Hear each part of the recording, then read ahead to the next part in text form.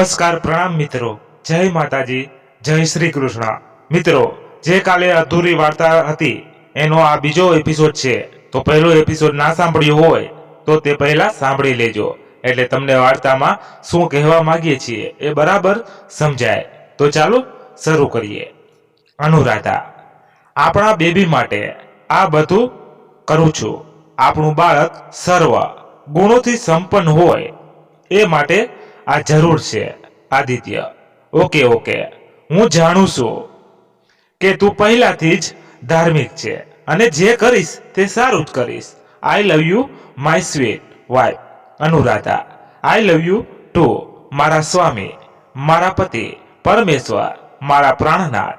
હવે જલ્દી બટ કરી લ્યો, તમારી ચા ઉકળી ગઈ છે હશે, હજી શાક રોટલી બનાવવાનું છે। અનુરાધા આમ કહીને રસોડામાં જાય છે।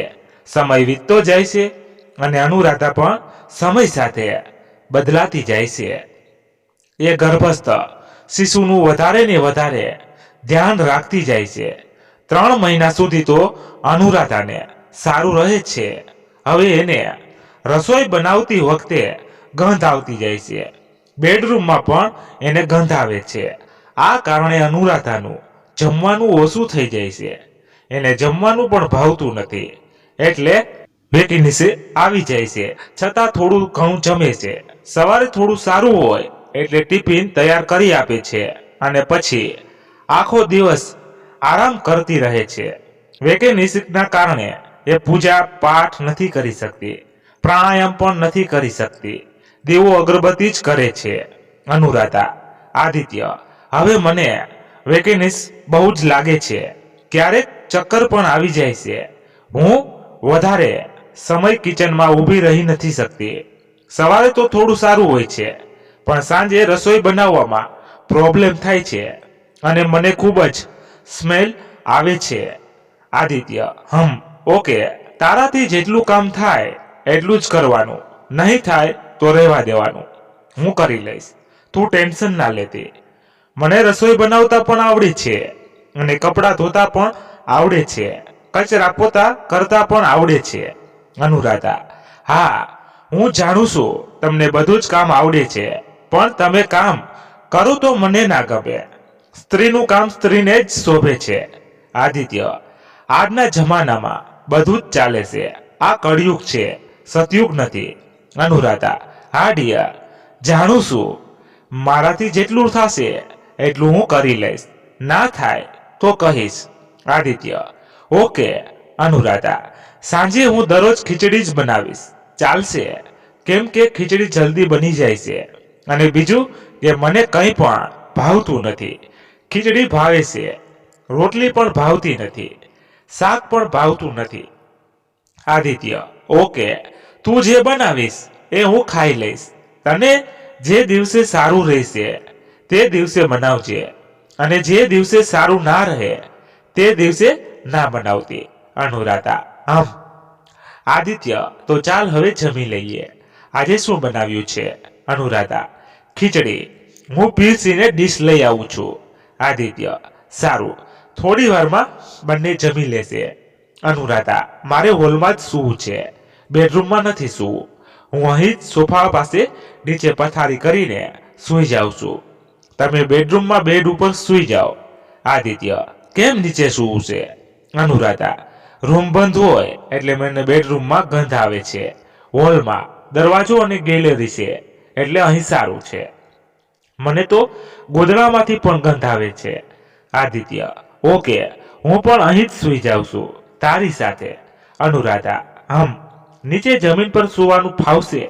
આદિત્ય, હા, તારી સાથે તો બધી જ રીતે ફાવી જશે, કાલે હોસ્પિટલ જઈ આવશું।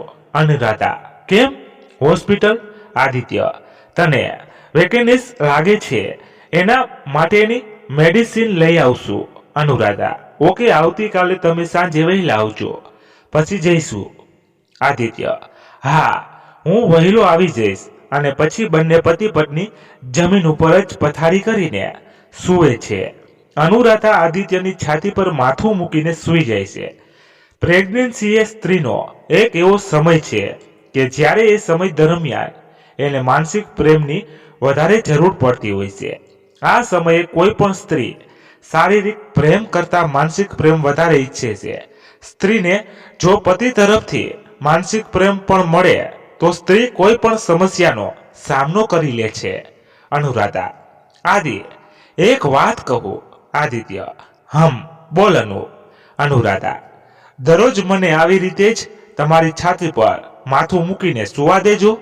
દિલને સુકૂન મળે છે. તમારી બાહોમાં હું મારું બધું દુઃખ ભૂલી જાઉં છું. તમારી છાતી પર માથું મૂકીને સૂવું છું તો એક અનોખો આનંદની અનુભૂતિ થાય છે. એવું લાગે છે કે દુનિયાનું બધું સુખ મારી પાસે છે. આદિત્ય: મારી જાન. આમ કહીને એક તસતસતી કિસ અનુરાધા અધરો પર કરે છે. આદિત્ય દરરોજ રાત્રે જમીને સોફા ઉપર બેસીને થોડી વાર મોબાઈલમાં ન્યૂઝ જોતો હોય છે.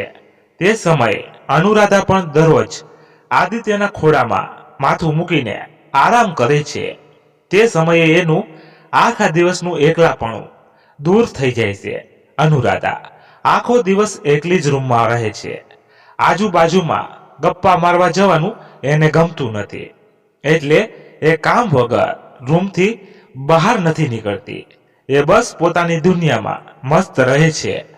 બીજા દિવસે બંને સાંજે હોસ્પિટલ જઈ આવે છે. ડોક્ટર મેડિસિન લખી આપે છે, એ લઈ આવે છે અને સોનોગ્રાફી પણ કરાવી આવે છે. સોનોગ્રાફીનો રિપોર્ટ પણ નોર્મલ આવે છે, એટલે બંને ખુશ હોય છે. હોસ્પિટલમાંથી આવ્યા બાદ જમીને અનુરાધા મેડિસિન લે છે, પરંતુ એને વોમિટ થઈ જાય છે. એ દવા પી નથી શકતી. અનુરાધા: હું દવા નથી પી શકતી. આ ટેબ્લેટ તો દરરોજ લેવાની છે. હું કઈ રીતે દરરોજ પી શકીશ? આદિત્ય: પણ તારે પીવી તો પડશે જ, જરૂરી છે, એટલા માટે તો દવા લખી આપી છે. અનુરાધા: પણ મને દવા પીવાનું નથી ગમતું. અનુરાધા ઉદાસ થઈ જાય છે.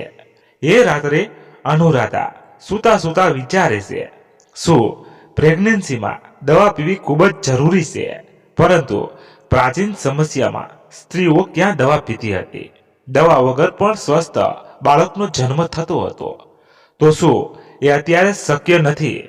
રીનાને પૂછી જોઉં છું. અનુરાધા રીનાને ફોન કરે છે. રીના: હા બોલ અનુ. આટલી રાત્રે કેમ ફોન કર્યો? શું થયું? તબિયત તો સારી છે ને?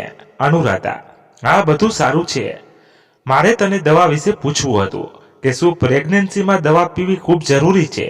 ના પીએ તો ના ચાલે? રીના: હા, જરૂરી છે. દવા નહીં પીએ તો બાળકનો વિકાસ યોગ્ય નથી થતો, એમ બધા કહે છે. એટલા માટે દવા પીવી ખૂબ જ જરૂરી છે. અનુરાધા: પણ મને વોમિટ થાય છે, હું દવા પી નથી શકતી. રીના: 10 દિવસની પીજે, બધી જ ના પીવાય તો કાંઈ નહીં. અનુરાધા: ઓકે. રીના: બોલ બીજું. અનુરાધા: નથિંગ નેવ. તું બોલ. પૂર્વ સૂઈ ગયો. રીના: પૂર્વ એના પપ્પા સાથે સૂઈ ગયો છે. હવે હું પણ સૂવાની તૈયારી જ કરતી હતી, ત્યાં તો તારો ફોન આવ્યો. અનુરાધા: સારું બાય, તું સૂઈ જા, હું પણ સૂઈ જાઉં છું. Good night. Reena: good night. મને સંતોષકારક જવાબ નથી મળ્યો. મેડિસિનના બદલે હું પૌષ્ટિક ખોરાક ખાઉં તો શિશુનો વિકાસ સારો જ થશે, માટે હું પૌષ્ટિક ખોરાક જ ખાઈશ. મારે દવા નથી પીવી. ઓકે, હવે હું એક પણ મેડિસિન નહીં પીવું. પ્રાચીન સમયમાં જેમ ગર્ભણીઓ પોષકયુક્ત અને સાત્વિક ભોજન કરતી હતી અને નિયમોનું પાલન કરતી હતી, એમ હું કરીશ અને એવું જીવન જીવીશ. હવે હું સૂઈ જાઉં છું. મારો પ્રોબ્લેમ સોલ્વ. અનુરાધા આ દિવસો દરમિયાન પણ દરરોજ ટિફિન તૈયાર કરી આપે છે. વેકનેસ લાગે તો થોડું આરામ કરે છે અને પછી પાછું કામ કરે છે.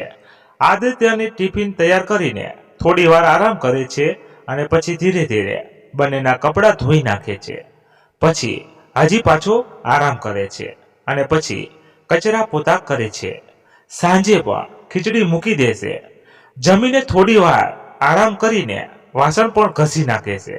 હું મારું કામ જાતે જ કરીશ. મારો પતિ સ્ત્રીનું કામ કરે એ મને નહીં ગમે. મારા માટે મારો પતિ જ મારો પરમેશ્વર છે. હું એની સેવા કરીશ. મારાથી જેટલું બનશે એટલું હું કરીશ. પ્રેગ્નન્સીને 4.5 મહિના થતા અનુરાધાની તબિયતમાં પણ સુધારો થતો જાય છે. એને રસોઈમાંથી ગંધ આવતી બંધ થઈ જાય છે. વોમિટ પણ સારી થઈ જાય છે. જમવાનું પણ ભાવે છે. હવે અનુરાધા પેટ ભરીને સાદું અને સાત્વિક ભોજન જમે છે. ફળો પણ ખાય છે.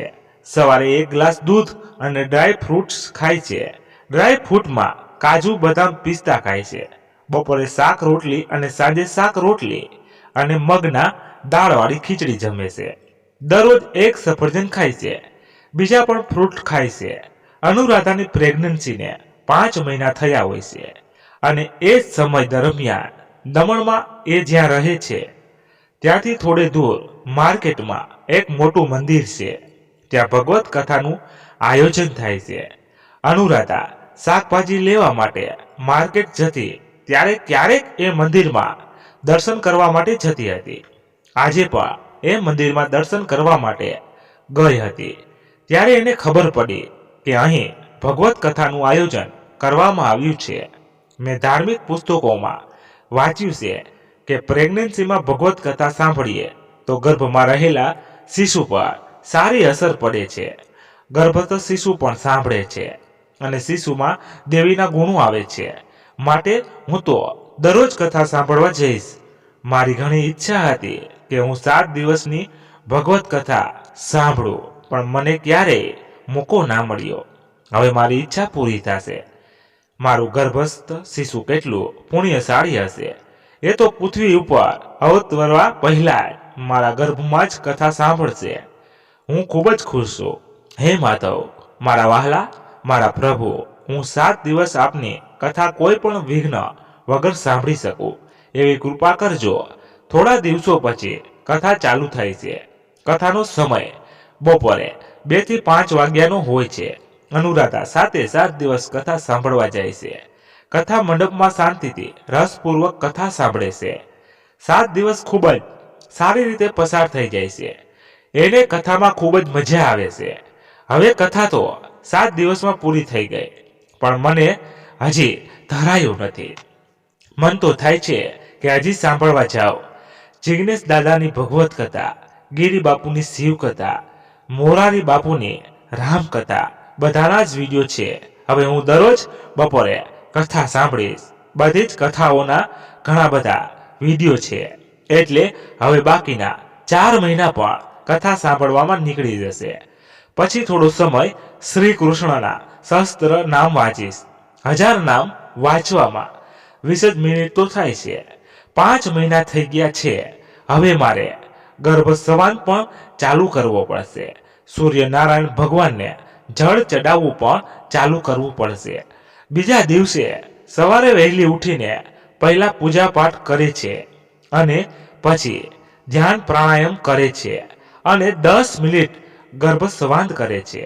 ગર્ભસ્વાન માટે આસન પર સુખાસનમાં બેસીને આંખો બંધ કરવી અને મનમાં આપણે આપણા શિશુને જે સંસ્કાર આપવા હોય એનું મનમાં ચિંતન કરવું. હે ગર્ભસ્થ શિશુ, તું એક પવિત્ર અજર અમર આત્મા છે. શું તું શુદ્ધ છે? તું બુદ્ધ છે? તું સચ્ચિદાનંદ સ્વરૂપ છે? તું નિરાકાર છે? હે ગર્ભસ્થ શિશુ, તું દૈવીય ગુણો ધારણ કર. તું રાજા હરિચંદ્ર જેવો સત્યવાન બનજે. તું રાજા યુધિષ્ઠિર જેવો હંમેશા ધર્મનું આચરણ કરજે. જીવનમાં ધર્મનો રસ્તો અપનાવે. તાનસેન જેવો સંગીતજ્ઞ બનજે. કારણ કે તારા પિતાની ઈચ્છા છે કે મારા બાળકને હું સંગીતકાર બનાવીશ. રાજા રામ જેવું આદર્શ જીવન જીવ. રાજા રામ જેવો એક આદર્શ પુત્ર, આદર્શ પતિ અને આદર્શ પિતા બનજે. મહારથી કર્ણ જેવો ઉદાર બનજે. હંમેશા સત્યનું આચરણ કરજે. હંમેશા માતા પિતા અને વડીલોનું આદર સન્માન કરજે. હંમેશા માતા પિતાની આજ્ઞાનું પાલન કરજે. તું સાત્વિક ભોજન ગ્રહણ કરજે. હે પુત્ર, તું 5 ઇન્દ્રિયોને જીતીને જીતેન્દ્રિય થાજે. હે પુત્ર, તું સંસારમાં રહીને સાંસારિક જીવન જીવજે, પણ સાથે સાથે ભગવાનની ભક્તિ પણ કરજે. હંમેશા દાન કરજે. ભગવાનમાં આસ્થા રાખજે. હે ગર્ભસ્થ શિશુ: સંસાર એક મોહ માયા છે. સંસારની બધી જ વસ્તુઓ નશ્વર છે, માટે એ નશ્વર વસ્તુઓનો મોહ ના રાખીશ. તારું શરીર પંચભૂતથી બન્યું છે અને એ પંચભૂતમાં જ વિલન થશે, માટે તું આ શરીરનો પણ મોહ ના રાખીશ. હે શિશુ, તું ષડરીપુ શત્રુકામ, ક્રોધ, લોભ, મોહ, માયા અને મત્સર, આ શત્રુઓને હંમેશા કાબુમાં રાખજે. હે શ્રી કૃષ્ણ, હું મારા ગર્ભસ્થ શિશુમાં આ સંસ્કારોનું સિંચન કરવા માંગુ છું.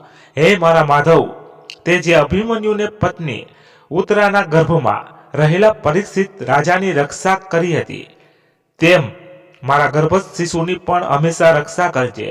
હું તારા શરણે આવી છું, મારી પણ રક્ષા કરજે. મારા માધવ, મારા પ્રભુ, આપના ચરણોમાં વાર વાર પ્રણામ. જય શ્રી કૃષ્ણ. હવે સૂર્યનારાયણ ભગવાનને જળ ચડાવી દઉં છું. હે સૂર્યદેવ, મારા ગર્ભસ્થ શિશુને ઓજસ્વી તેજસ્વી બનાવ. ઓમ સૂર્યાય નમઃ. આજથી સવાર સાંજ તુલસી ક્યારે દીવો પણ કરીશ. રસોઈ બનાવતી વખતે હું ભજન સાંભળીશ, જેથી મારા મનમાં કોઈ નેગેટિવ વિચાર ના આવે. મને શિવ ચાલીસા ગમે છે અને એમ પણ હું શિવ ભક્ત છું, તો દરરોજ સવારે રસોઈ બનાવતી વખતે શિવ ચાલીસા સાંભળીશ. હવે અનુરાધા દરરોજ આવી રીતે જ સમય પસાર કરે છે, મનમાં પોઝિટિવ વિચાર જ કરે છે અને એના બેડરૂમમાં પણ રાધા કૃષ્ણનો ફોટો છે, એટલે એ ફોટો જોઈને પણ રાત દિવસ શ્રી કૃષ્ણનું મનમાં ચિંતન કરે છે. આદિત્યને ખબર છે કે પ્રેગ્નન્સીમાં આવી જ રીતે રહેવું જોઈએ, માટે એ ક્યારેય અનુરાધાને કોઈ વાત માટે રોકટોક નથી કરતો.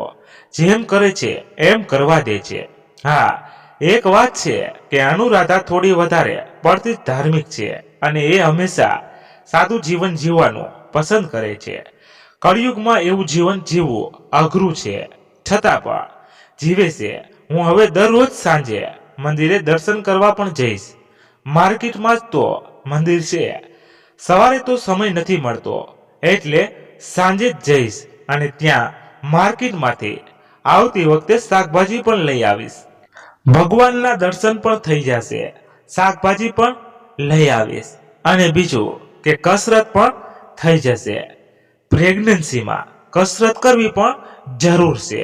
હું રાત્રે જમીને 30 મિનિટ તો રૂમમાં વોકિંગ કરું છું, પણ રૂમ કરતા બહાર ચાલવા જાઉં તો વધુ સારું. એક દિવસ માર્કેટમાંથી આવતી વખતે એ કુંભારવાડામાં માટીની હાંડી વેચતા હોય છે એ જોઈ છે. અનુરાધા: કાકા, આ માટીની હાંડી શેના માટે વપરાય છે? કાકા: બેટા, આમાં માછલી ખૂબ જ સરસ સારી બને છે.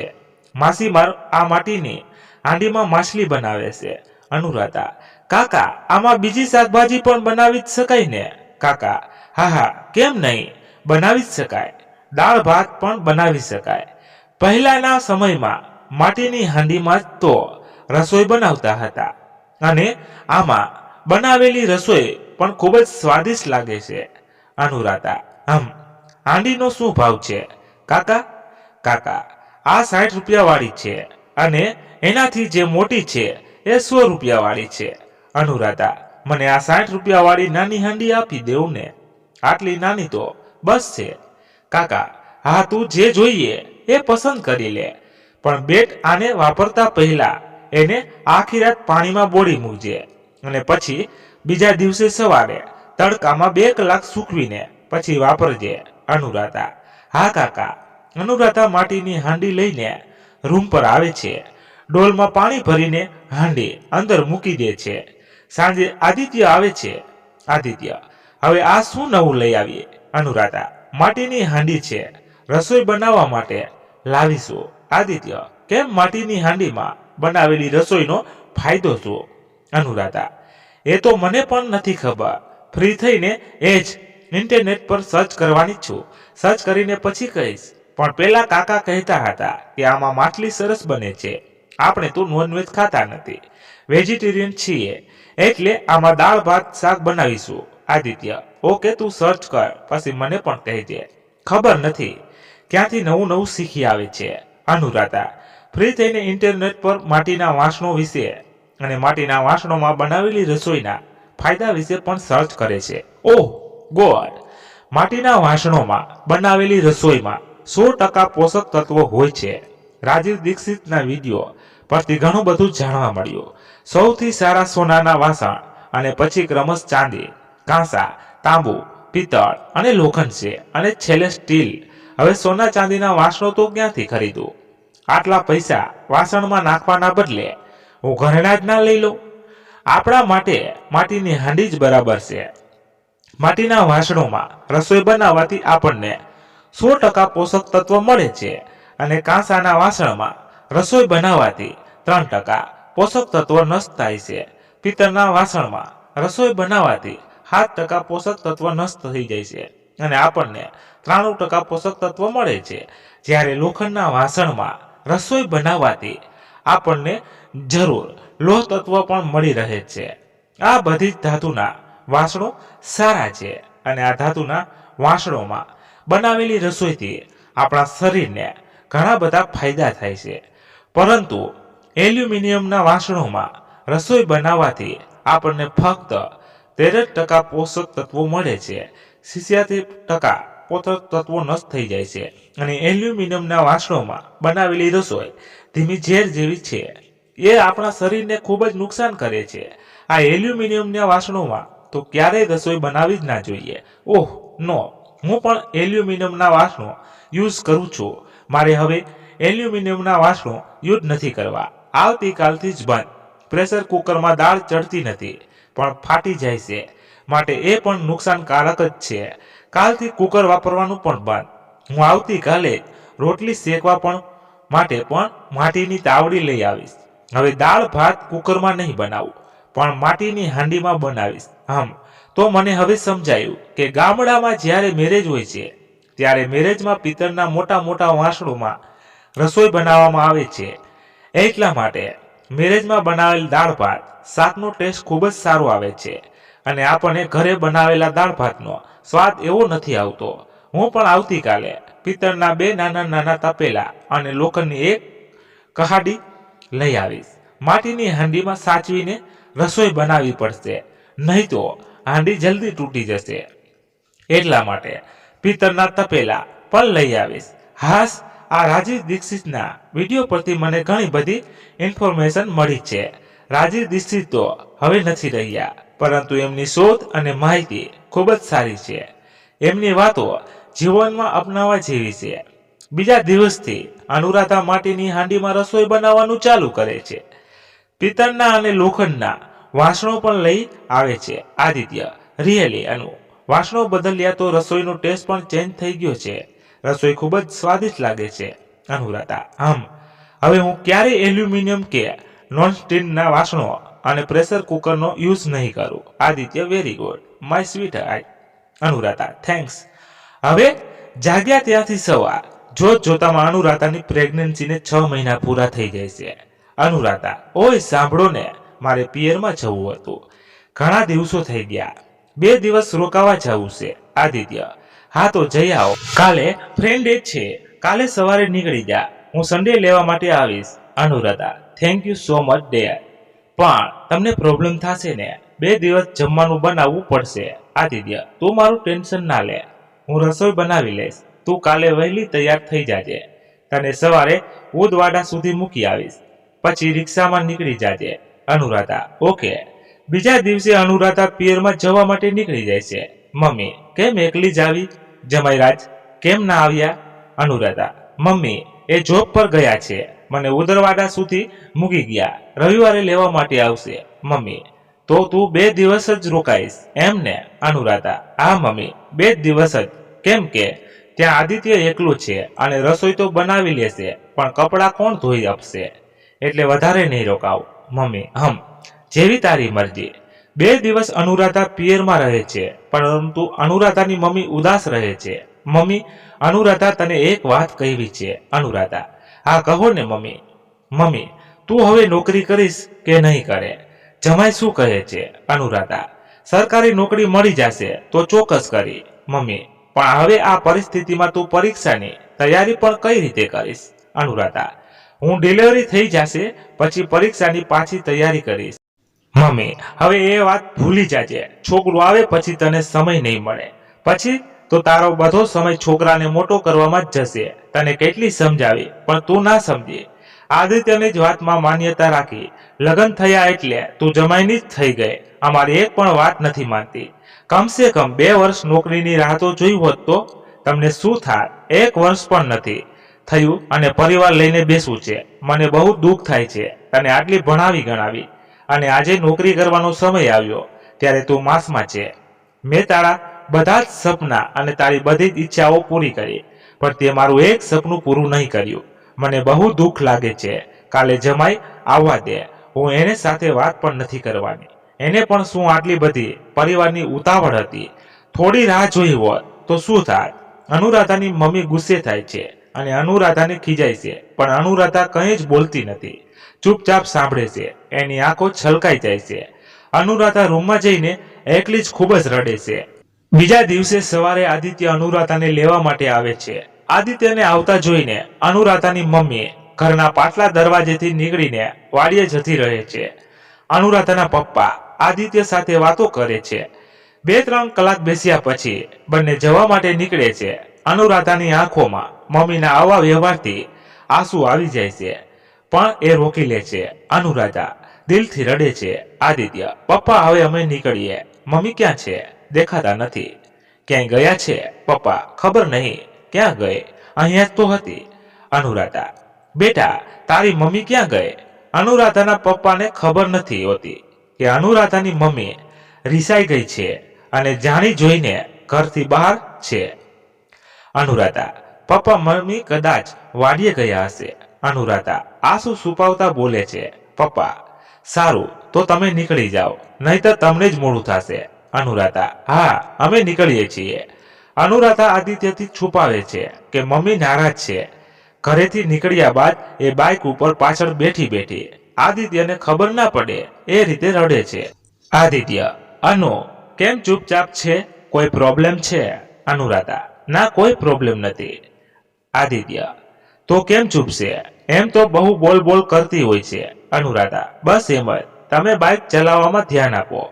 આદિત્ય, ઓકે. અરે રે હું શું કરી રહી છું? હું રડી તો મારા ગર્ભસ્થ શિશુ પર ખરાબ અસર પડશે. મારે રડવું નહીં જોઈએ. મારે આ વિચાર દૂર કરવો પડશે. મનને કાબૂમાં રાખવું પડશે. પણ મારા મનને ક્યાં વાળું? મનને નિયંત્રણ રાખવું કેટલું મુશ્કેલ છે. કહેવું સહેલું છે પણ કરવું મુશ્કેલ છે. સારું છે બાઇક પર પાછળ બેઠીશું એટલે આદિત્યથી આંસુ છુપાવી શકું છું. બાકી એને હું શું જવાબ આપત? મેં ક્યાંય વાંચ્યું છે કે આપણને જે વિચારીએ છીએ તે થાય છે. અનુષ્ય પોતાની ઈચ્છા શક્તિને પ્રબળ કરીને જે ઈચ્છે છે એ કરી શકે છે. માટે હું પણ મારી ઈચ્છા શક્તિ મજબૂત કરીશ. ચાલ હું આ એક્સપેરિમેન્ટ પણ કરી જોઉં છું. હે ભગવાન, મારી ડિલિવરી સવારે થવી જોઈએ. સવારનો સમય હોય અને મારું બાળક આ દુનિયામાં આવવું જોઈએ અને ડિલિવરી પણ નોર્મલ થવી જોઈએ. મારે મારી આ ઈચ્છાને પ્રબળ બનાવવી પડશે. તો જ હું જે ઈચ્છું છું એ થશે. હજી 2 મહિનાનો સમય છે. એ સમયમાં હું મારી ઈચ્છા શક્તિ પ્રબળ કરી લઈશ. આ સમયમાં મારી પસંદ નાપસંદની પણ બાળક પર અસર પડશે. મેં જોયું છે કે નાના બાળકોને જ્યારે નવડાવતા હોય છે તે વખતે ખૂબ જ રડે છે. જો હું નહાતી વખતે એ ભાવના કરું કે મને પાણી ખૂબ જ ગમે છે અને નહાવાની પણ મજા આવે છે અને હું ખુશીથી થોડો સમય વધારે નાહીશ તો આ ભાવ ગર્ભસ્થ શિશુ પર પણ અસર કરશે અને એને પણ જ્યારે હું નવડાવીશ ત્યારે નહીં રડે. એના માટે હવે દરરોજ મારે નહાતી વખતે મનમાં આવી ભાવના કરવી પડશે. મારી પ્રેગ્નન્સીને પણ 7 મહિના થઈ ગયા છે. 2 સોનોગ્રાફી તો સારી જ આવી છે. હવે 7 મહિના પર એક છેલ્લી સોનોગ્રાફી કરાવવાની છે. પછી નહીં કરાવું. કાલે જ જઈ આવીશ અને કરાવી આવીશ. અનુરાધા, ઓય બાઇક ઊભી રાખો. આદિત્ય, કેમ શું થયું? અનુરાધા, પહેલા તમે ઊભી તો રાખો. આદિત્ય, બોલ હવે અચાનક બાઇક કેમ ઊભી રખાવી? આદિત્ય, રસ્તાની બાજુમાં બાઇક ઊભી રાખી છે અને અનુરાધા બાઇક ઉપરથી ઉતરી જાય છે. અનુરાધા, જુઓ ત્યાં માટલા વેચાય છે. મારે એક માટલું લેવું છે એટલે તમે અહીં ઊભા રહો, હું લઈ આવું છું. અનુરાધા રસ્તો ક્રોસ કરીને માટલું લેવા જાય છે અને એક નાનું માટલું લઈ આવે છે. આદિત્ય, અરે માટલાની શું જરૂર છે? રૂમ પર નવી નકોર ફ્રીજ તો છે, જે તું કન્યાદાનમાં લાવી છે. અનુરાધા: ફ્રીજનું પાણી પીવા કરતા માટલાનું પાણી પીવું વધારે સારું છે, એટલે માટલું લીધું છે. બાઇક સ્ટાર્ટ કરો. હવે રૂમ પર જઈને સમજાવું છું કેમ સારું છે. એ થોડી વારમાં તો પહોંચી જવાના. આદિત્ય બાઇક ચાલુ કરે છે અને અનુરાધા સાંભળીને માટલું લઈને બેસી જાય છે. માટલું નાનું હોવાથી વધારે તકલીફ નથી પડતી. થોડા સમયમાં બંને દમણ પહોંચે છે. લિફ્ટથી રૂમમાં જાય છે. અનુરાધા માટલું સંભાળીને કિચનમાં મૂકી દેશે. આદિત્ય સોફા ઉપર બેસે છે. આદિત્ય: હવે તો બોલ, માટલું કેમ લાવી? અનુરાધા પણ આદિત્યની બાજુમાં આવીને સોફા પર બેસે છે. માટલું પાણી પીવાથી માટીના પોષક તત્વો પણ મળે છે. માટલું બનાવવા માટે જે માટીનો ઉપયોગ થાય છે એ માટીમાં ખનિજ અને ઇલેક્ટ્રોમેગ્નેટિક ઉર્જા હોય છે, અને જ્યારે આ માટલામાં પાણી ભરવામાં આવે ત્યારે આ ગુણ પાણીમાં ભળી જાય છે, એટલે આ પાણી અમૃત સમાન બની જાય છે. માટીમાં શુદ્ધિકરણનો ગુણ હોય છે, જે દરેક પદાર્થ એબ્સોર્બ કરે છે અને પાણીમાં જરૂર પોષક તત્વો ઉમેરે છે. માટીમાં રહેલા શારીરિક ગુણ પાણીની આમલતા સાથે પ્રભાવિત થઈને યોગ્ય પીએચ સંતુલન પૂરું પાડે છે. આ પાણી પીવાથી એસિડિટી કંટ્રોલ કરી શકાય છે અને પેટમાં દુખાવામાં પણ રાહત મળે છે, અને આપણા શરીરને અનેક રોગોથી બચાવે છે. એટલા માટે માટલાના પાણી પીવાનો જ આગ્રહ રાખવો જોઈએ. ફ્રીજનું પાણી પીવાથી આપણા શરીરને કોઈ ફાયદો થતો નથી, ઉલટું નુકસાન જ થાય છે. આદિત્ય: તારી વાત તો સાચી છે. ગામડે મમ્મી પણ માટલાનું જ પાણી પીવે છે. એના માટે અલગથી માટલું ભરી મૂકે છે. હું પણ ઘરે હોઉં ત્યારે ક્યારેક માટલાનું પાણી પીવું છું, પણ એ પાણીનો ટેસ્ટ અલગ આવે છે. અનુરાધા: હા, ટેસ્ટ તો અલગ આવે છે, પરંતુ દરરોજ પીશું તો એની આદત પડી જશે. હું પિયરમાં પણ માટલાનું પાણી જ પીતી હતી. ફ્રીજનું પાણી પીવું તો બીજા દિવસે શરદી થઈ જતી. આદિત્ય: ઓકે, હવે આપણે પણ માટલાનું પાણી જ પીશું. જા, હવે એક ગરમા ગરમ ચા પીવડાવી દે. મારો થાક ઉતરી જશે. અનુરાધાનો હાથ એના હાથમાં લેતા કહ્યું. અનુરાધા: હા, હવે બનાવી આપું છું. મારો હાથ છોડો. આદિત્યના હાથમાંથી હાથ છોડાવી ફ્રેશ થઈને રસોડામાં જાય છે. અનુરાધા: ઓય, કાલે હોસ્પિટલ જવાનું છે. 7 મહિના થઈ ગયા છે. હવે એક લાસ્ટ સોનોગ્રાફી કરાવી લેવી જોઈએ. આદિત્યને ચાનો કપ આપતા કહ્યું. આદિત્ય: ઓકે, પણ તે ફાઇલ તો ધરમપુરની બનાવી છે, તો સોનોગ્રાફી પણ ત્યાં જ કરાવાય ને? ચાનો ઘૂંટડો ભરતા બોલ્યો. અનુરાધા: ના, કાલે લાઈફ કેર હોસ્પિટલમાં સોનોગ્રાફી કરાવી લઈશ, પછી ત્યાં રિપોર્ટ બતાવી દઈશ. ડોક્ટર તો દર મહિને સોનોગ્રાફી કરાવવાનું કહે છે, પણ એ બાળક માટે સારું નથી. આદિત્યની બાજુમાં બેસતા કહ્યું.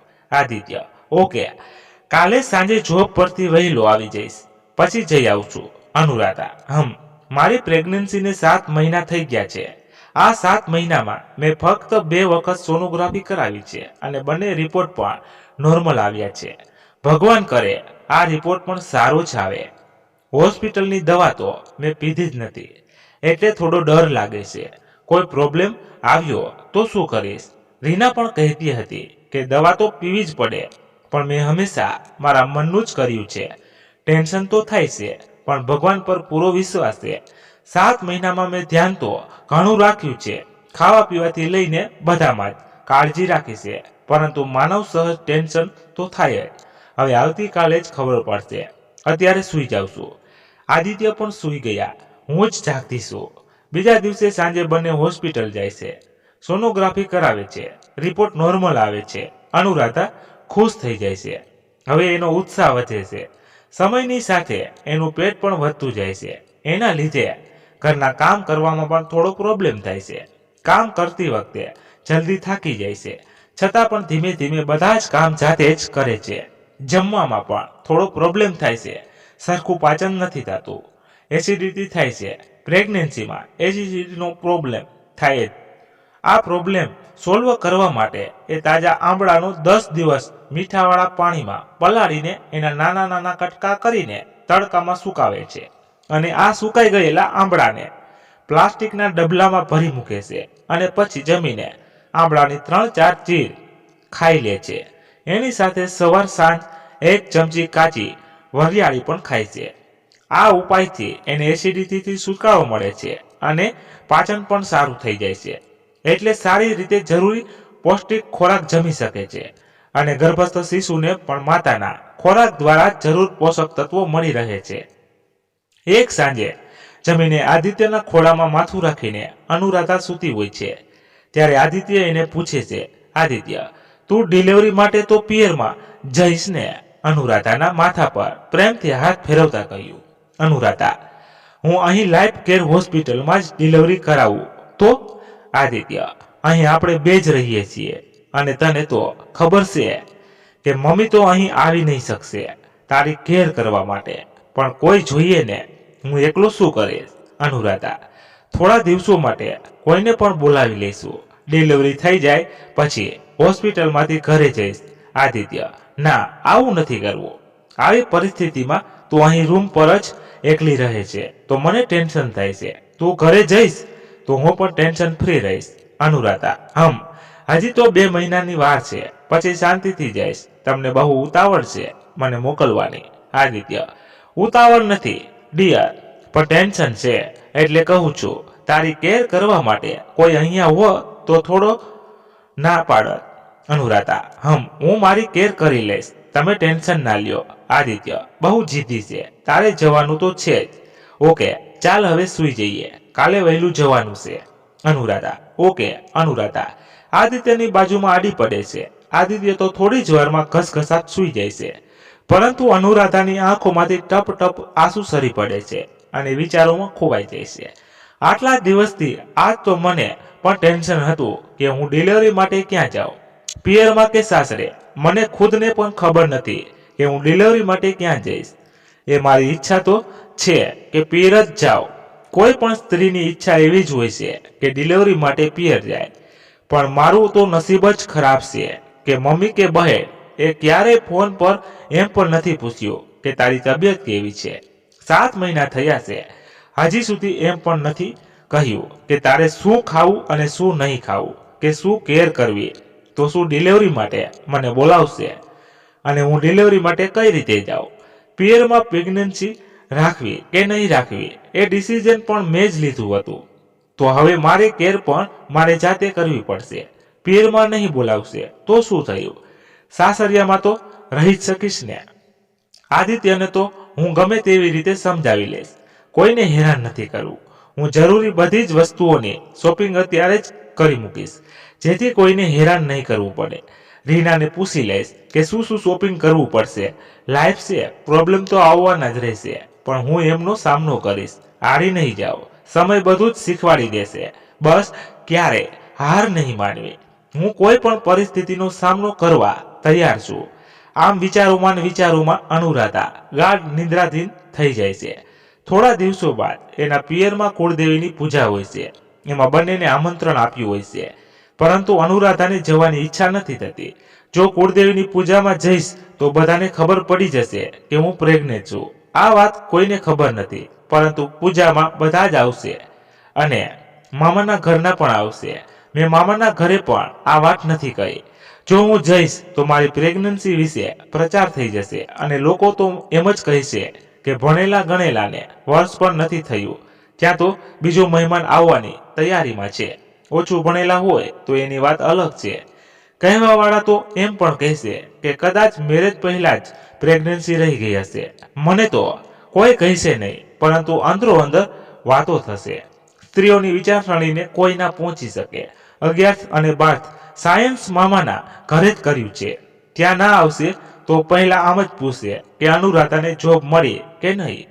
ગામમાં પણ આ જ સવાલ પૂછ્યા કરતા હોય છે.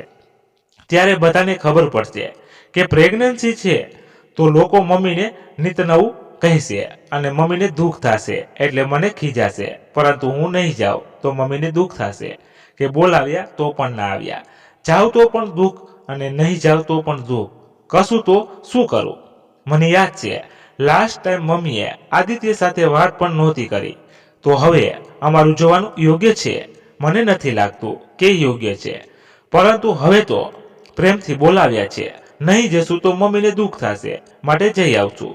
ગમે તેવી હોય પરંતુ મા તે માં છે, બંને કુળદેવીની પૂજામાં જાય છે. આ વખતે અનુરાધા મમ્મીને આદિત્ય સાથે વાતો કરે છે, બંનેને શાંતિથી વળાવી પણ દેશે. પરંતુ અનુરાધાના મનમાં જે ડર છે એ જ થાય છે.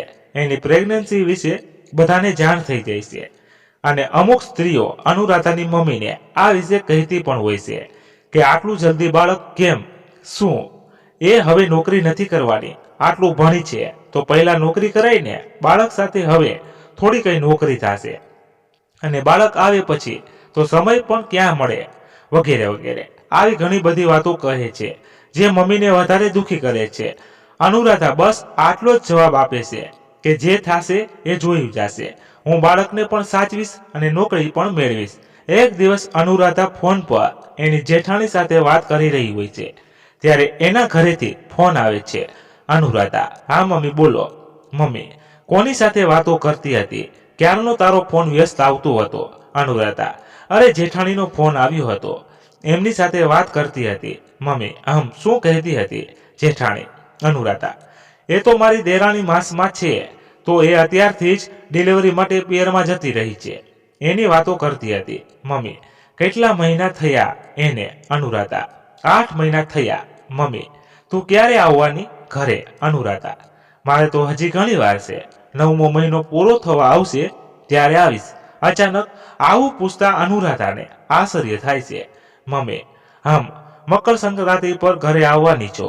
અનુરાધા: ના, હું તો અહીં જ રહેવાની છું. આદિત્ય એકલા સાસરે જઈ આવશે. મમ્મી: તો પણ સાથે આવતી હોય તો ત્યાં એકલી શું કરીશ? અનુરાધા: એ તો સવારે જશે અને સાંજે પાછા આવી જશે, 1 દિવસ માટે ત્યાં સુધી આવવાનું, એના કરતા તો અહીં જ રહું એ સારું. મમ્મી: સારું, તો ના આવતી. સાસુ માટે લાડુ અને મીઠાઈ લઈ મોકલજે. અનુરાધા: હા, તલ વધારે જ લઈ આવીશ, કાલે સાંજે જ બનાવી મૂકીશ. પરમ દિવસે તો મકર સંક્રાંતિ છે એટલે વહેલા જ ઘરે જવા માટે નીકળશે. મમ્મી: સારું, ચાલ તો ફોન મૂકું છું. અનુરાધા: વિશ્વાસ નથી આવતો, મમ્મીએ ખુદ મને ઘરે બોલાવી છે. જાણીને ખુશી થઈ. હા, હું ડિલિવરી માટે પિયરમાં જઈશ, મારું ટેન્શન દૂર થઈ ગયું.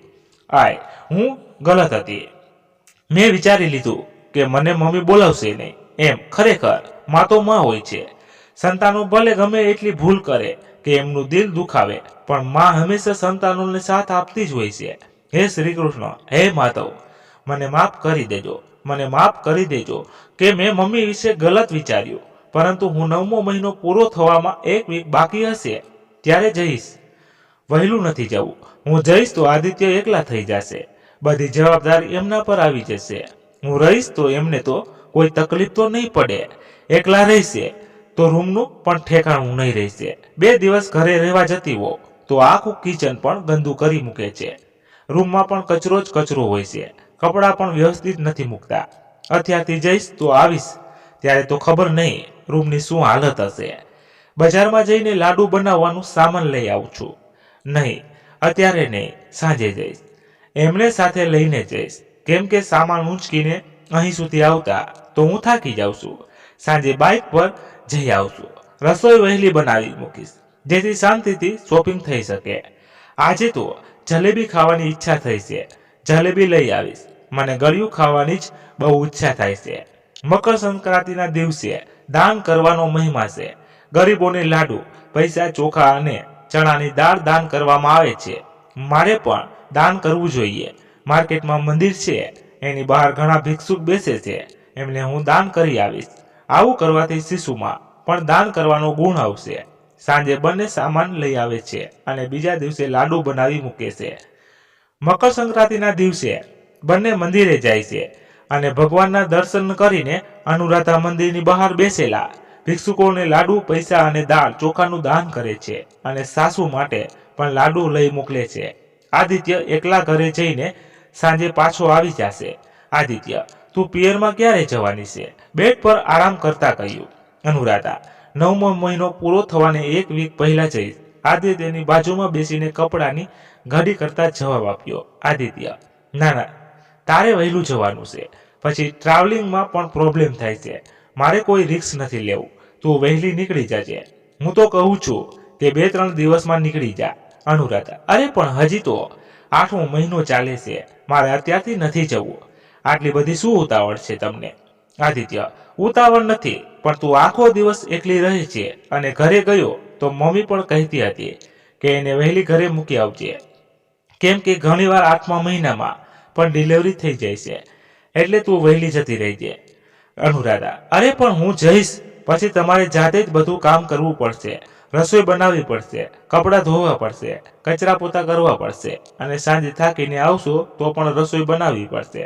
તમે હેરાન થઈ જશો. આદિત્ય: બહાના નહીં બનાવ, હું બધું કરી લઈશ, મને બધું આવડે જ છે, તું મારું ટેન્શન ના લે. અનુરાધા: પણ મારે નથી જવું આટલું વહેલું, તમે સમજતા કેમ નથી? આદિત્ય: જવાનું તો છે જ, તને કપડાં ધોવાના પણ પ્રોબ્લેમ થાય છે, હું તને દરરોજ જોઉં છું, તને બેસવામાં પણ તકલીફ થાય છે, છતાં પણ દરરોજ કપડાં ધોય છે, કચરા પોતા પણ કરે છે. તું ઘરે જઈશ તો ત્યાં આવું બધું કામ કરવું નહીં પડે, તને આરામ પણ મળશે. અનુરાધા: અરે પણ આટલા કામ તો કરવું જોઈએ.